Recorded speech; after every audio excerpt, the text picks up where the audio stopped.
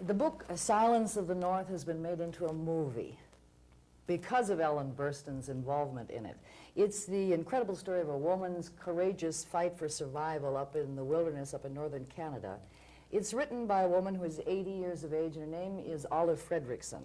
And coupled to that, I want to read this. You're very familiar with this, of course, but I think that this kind of captures exactly what the movie is all about. Most of all, I like to recall the stillness of the North and revel in its collection.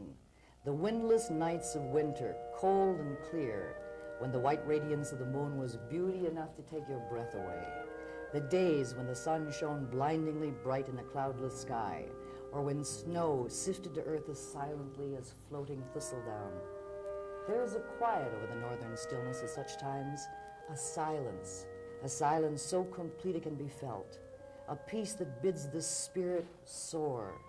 I hope I never forget an hour of the times that I have known that stillness to lay its spell on the land.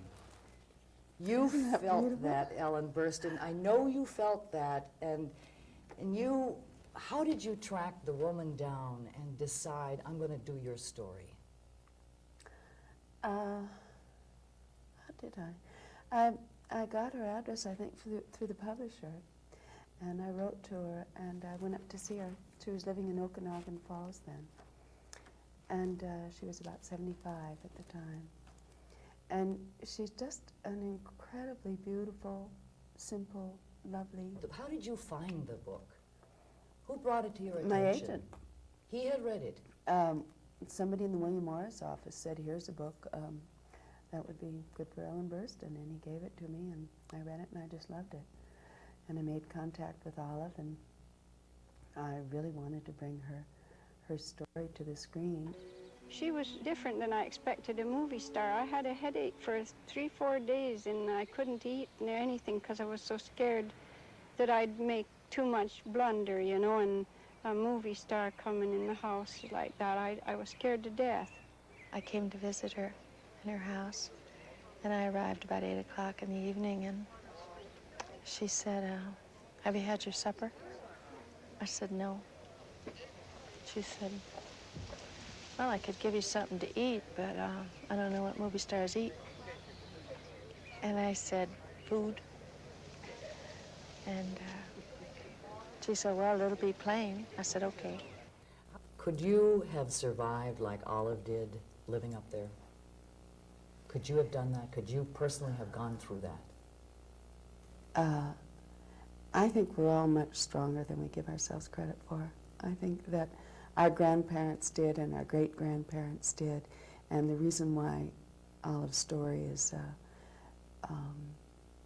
has any meaning for any of us is that it speaks of those hidden reservoirs of strength that we all have. I just can't hardly believe it. I'm afraid I'll wake up and it'll just be a good dream. You know, I can't see why it's all happening.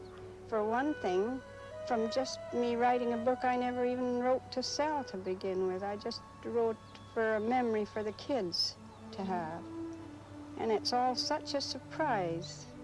Then when I went to Slave Lake and really saw it happening, I guess I lost my head because I got so happy that I even danced twice there.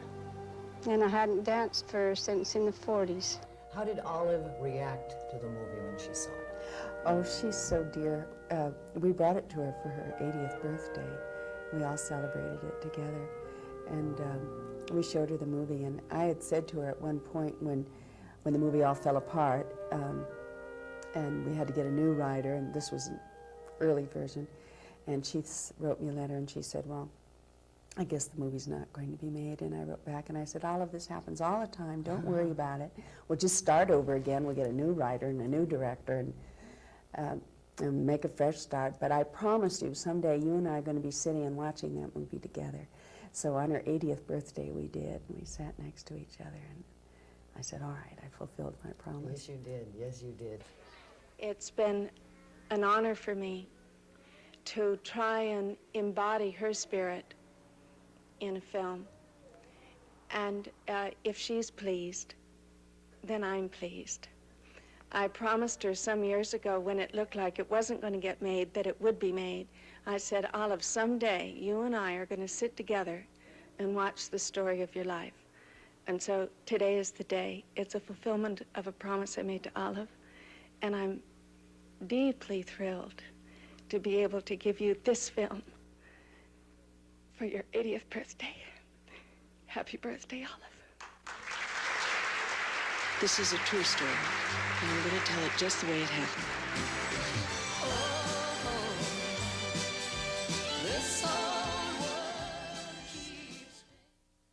Ceremony? Do you recall that? I can't even imagine where you heard that. Well, it was I had a lovely Persian cat named Georgie Baby, who is, we always said she was the Kim Novak of cats. She was just very beautiful, and so when we brought it home, we all went through a long thing where we told Georgie that she had won it, and that it was for her. And then somebody said, well, do you think she'll want to know what she won it for, seeing as how she has never made a movie? I said, oh, no, it's all right. Well, she'll just accept that she deserves it. She's... Oh. One last thing. Could you have survived like Olive did, living up there? Could you have done that? Could you personally have gone through that? I think we're all much stronger than we give ourselves credit for. I think that our grandparents did and our great-grandparents did, and the reason why Olive's story is,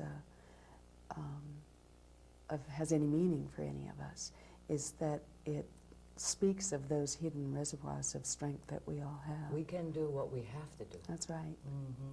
Thank you for following through on the film. Thank you. Oh, I'm glad you liked it. Ellen Burstyn is her name. The movie is Silence of the North. I hope you'll see it. We'll be back in the show right after this word.